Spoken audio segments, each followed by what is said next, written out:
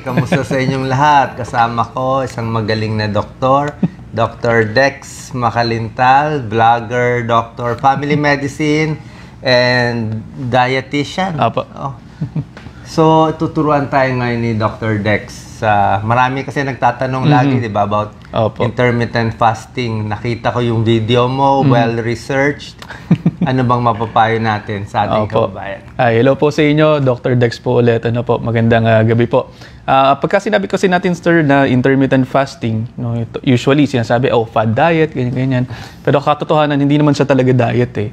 No, kasi kapag sinabi po nating diet, ito yung usually, yung pong kadalasan ninyong kinakain. O yung set na kinakain ninyo. Pero sa intermittent fasting, wala naman po sinabi ko anong dapat yung kainin. So, hindi talaga siya, walang hard and fast rule talaga kung anong dapat yung kainin sa intermittent fasting. So, hindi po talaga siya diet to begin with.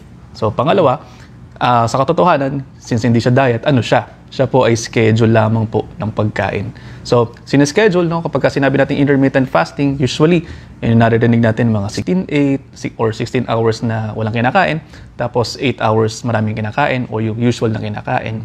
And then, yung iba naman po, nagsisimula dyan 12-12, tapos 10-14, 16-8. Yung iba, they can go as high as minsan 24 hours to 48 hours walang kinakain.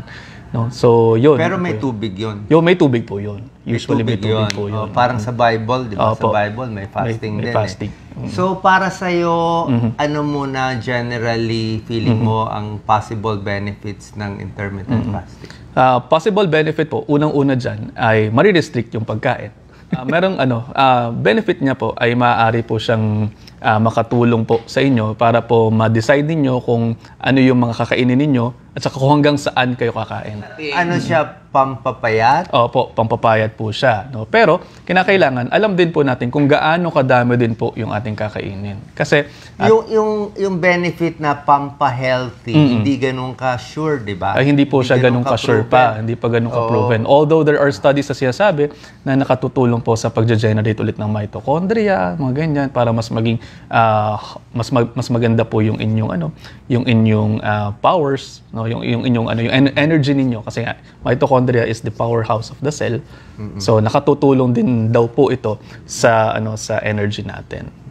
Wala naman sinasabi if this is high protein wala po talagang sinasabi. So meron ka sinasabing chrono something about the timing. Maganda sa umaga ang kain. May araw, paggabi na yung walang kain. Yes, opo. Ito po yung tinatawag natin na chronobiology. Ayon po sa mga pag-aaral kasi, meron pong, yung ating katawan ay based on hormones. So, ibig sabihin, yung mga hormones natin sa umaga, sa tanghali, sa gabi, they rage, they die down. No? At ito po, nakatutulong po ito sa ating mga katawan, no? Para sa ating mga metabolism. No? So, sabi po sa pag-aaral, ang tao, kapag po kumakain sa umaga, no, nagkakaroon po siya ng mas madaming pangangailangan na energy para po i-burn yung kinain niya yun. Actually, kunyari, yung sinasabi, parang pinag-aralan doon sa isang study, pinag-aralan niya, ito, ganito karaming calories, tapos kainin mo sa umaga, tapos same number of calories kainin mo sa gabi. Alin yung sino doon sa dalawang grupo yung mas madami yung malulus? Nakita na mas marami nalulus yung kumain sa umaga. Kasi sabi nga, our body, no, katawan po natin ay on the go pagka sa umaga. Parang naka-program siya na maging on the go sa umaga. Kapag kagabi, parang gusto niya, pahinga na lang muna. Baba yung calories nyo sa expenditure ninyo. So, pag kumain tayo ng mas marami sa umaga, mas mababurn natin. Yes, mas nababurn Kaysa yung same amount sa gabi, mas tataba tayo lalo. So, mas maganda sa umaga. Sa umaga. So, maliit ang ginawa natin. So, yung mga benefits, di natin ganun ka-sure, di ba? Lalo na, like sa akin, internist ako, lalo na kung may mga kidney problem, kung mahina na yung puso, o ma-adjust. Pero, let's say, nakakapayat to sa iba. Kasi basically, hindi sila kakain for a certain time eh. So, ano yung pinaka-mild na schedule ng intermittent fasting na pwede i-try muna? Sa akin po, yung 12-12. 12-12. Anong magandang 12-12 muna? Magandang 12-12. Umpisahan nyo, kahit alas 8 ng umaga, kakain kayo. Tapos, 8 up to? 8 o'clock. Yun. Alas 8 ng umaga hanggang alas 8 ng gabi. intermittent fasting na rin tayo. Oh, yun. Yun po. Ngayon, kumain tayo ng 6. So, pag bukas tayo Kumain kakain ng 6 ng 6 ulit. 12 na po yun. Effective rin. Effective siya. Kasi nalilimitahan mo yung kakainin mo pa. Ngayon, kunyari, mamaya uuwi tayo. Pag uwi natin, hindi na tayo pwedeng magyaya na kumain pa sa labas. Diba? Parang ganon. Kasi pagka nalimitahan na natin yon, so nalimitahan na rin po natin yung mga added na calories natin na makakain pa sana. Kunyari, ang ating caloric requirement ay 1,800. No? Tapos, ang kwento ay sa bandang alas 6 ng gabi, kunyari alas 6 ng umaga hanggang alas 6 ng gabi yung kain po natin. Hanggang alas 6 ng gabi, nakukonsumo pa lang natin 1,500. So, deficit ka na ng 300. So, nakakatulong po talaga siya sa paglulus. So, paano pag si Nurse Even kumain ng 3 tilapia ngayon? Kung 3 tilapia yun, ang taas na noon. Oo. Tapos may gata pa. May gata.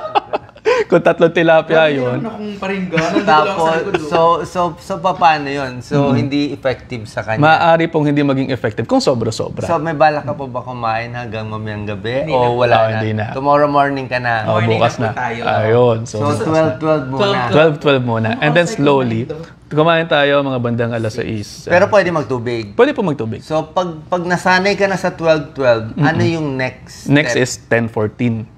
Sige, ano yung 10-14? So, imbis na 12 hours kayo nagpa-fast, 14 hours na po kayo magpa-fast. So, huling kain mo 6 sa gabi. 6 sa gabi, ang breakfast mo na ay 8 ng umaga. Paano kung magutom? Kung magutom ka, pwede ka magtubig. Pwede rin po mag-green tea para for added source of antioxidants din naman po yun.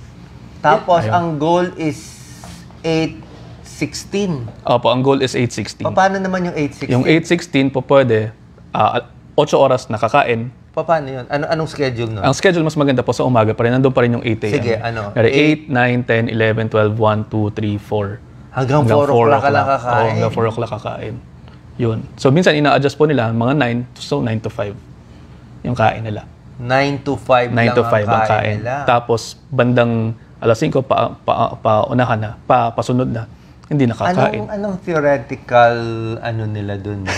Lex, no? Doon po kasi, Just basically, hindi ka kumakain. hindi ko makain. O yung sugar mo, pero kakain ka naman ng marami sa umaga. Kung kakain ka ng marami sa umaga, hindi rin po maganda.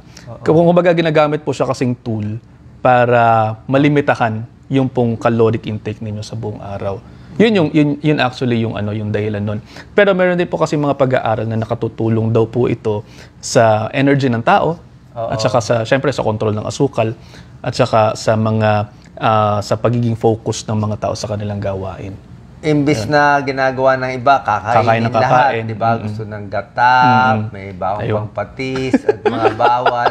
So, paano na naman, syempre, bilang dietitian, paano gagawin natin na mas healthy itong 8 hours nila or 12 hours? Ayun. So, basically, may patis. Basically po, yung pinggang Pinoy natin, actually, yun pa rin talaga eh. So, kalahati po ng ating plato, as much as possible, meron pong gulay. As much as possible, merong gulay dun sa plato natin. Then 1/4 lamang po yung carbohydrate content ninyo and then yung inyong protein content. Pero intermittent fasting ka na eh. Opo. Bakit pa susundin yung ganong plate? Hindi ba pwede Laureate? doblehin mo na yung kakainin mo kasi hindi ka... Hindi po siya magandang practice din. Kasi lulobot pa rin. So, kumbaga, di ba po? So, yung 8 hours mo, normal eating normal pa rin. eating pa din yun. So, parang low calorie eating. Low calorie eating po siya. Kasi po, tandaan po natin, kung gusto po nating pumayat, meron po tayong 2 sides of the equation. Yung unang side is yung calories in o yung kinakain. Tapos sumunod is calories out o yung expenditure natin o yung nagagamit nating enerhiya sa buong araw, sa inyong activities, sa respiration ninyo, sa kung ano-ano pa. No? So, yun ang nangyayari. And then, kung mas marami po yung inyong calories in o kinakain, you tend to gain weight. Kapag naman po mas marami po yung calories out, you tend to lose weight. So, yun ang nangyayari. Pag low carb, high protein, Ayan. pwede ba yon? Mas bagay sa intermittent fasting? Actually, hindi po ako sang-ayon sa low carbohydrate diet. Kasi po, marami pong pag-aaral at marami din akong eksperyensya na yung pong mga pasyente, tumataas po masyado yung cholesterol, tumataas yung triglycerides, yung uric acid. At minsan, at ito pa po, ang isang problema din po, kapag ka po kasi nag-intermittent fasting na kayo, you already mobilize yung fat stores. So, dyan po papasok yung mga gallstone.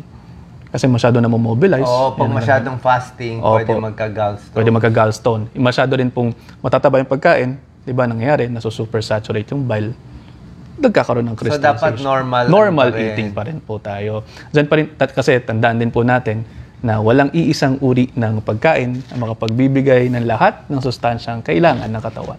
Yeah, may question po ako yung 12-12. Like ilang weeks para mag-transition sa 10-14 and then ilang weeks para mag-transition sa 8-16. Usually, ang sinasabi ko dyan ay 2 weeks, no, na wala kayong nararamdaman, na maganda, or mas maganda yung pakiramdam ninyo, slowly transition to 10-14 and then 8-16. Pero kahit anong 12-12 nila, tulad ng payo mo, pag marami pa rin yung kakainin mo the whole day, yes, hindi ka rin pareho pa rin. Pareho pa din po. Ganun pa rin. Kaya nga po ito pong si intermittent fasting o kahit ano pa mang fasting ay tool na ginagamit po natin para po ma-restrict lamang po yung ating kalorya o yung calories po natin. Kasi tandaan natin, yun pong calories, yan po yung nagbibigay ng ating energy at yan din po yung nagbibigay sa atin ng ating timbang. Ayun. So, how do you maintain your weight, Dr. Dex? Alam ko, meron ka pang kakaibang strategy. May exercise ka. Yes, Sige, kwento every mo. day, no, meron po akong ehersisyo na sinusunod parate, no. Disiplina po talaga sa katawan yung kinakailangan. Kasi usually tinatanong nga, ano ba yung skincare mo? Ano ba yung iyong physique na yung ginagawa po sa physique mo? Exercise po talaga. So sa umaga, meron po talaga akong pinupuntang gym, no, at ako ay nag-ehersisyo doon. No, bukod naman dyan kung masyadong maulan. So sa bahay, meron po akong sariling ginagawa doon na ehersisyo, cardio exercises, no, kahit yung yung body weight lamang po natin, pwede naman po natin gamitin. Yung mga push-ups na simple, mga konting jumping jacks, pwede na po 'yun. Dr. Dex, final words? Sige po, yung final words po sa inyo po, no. Again, no, meron pa rin po tayong pandemya na nilalabanan at yung pandemya pa rin po ng lifestyle diseases ay naririyan, no. So, kailangan po ayusin po natin yung mga pagkain natin, gumalaw-galaw para hindi agad pumanaw, umiwas sa stress mga best, at matulog ng mahimbing at ngayong gabi, sana po ay mayroon kayong mga minamahal na kapiling. Ingat po. Okay, God bless. Grabe yung quotes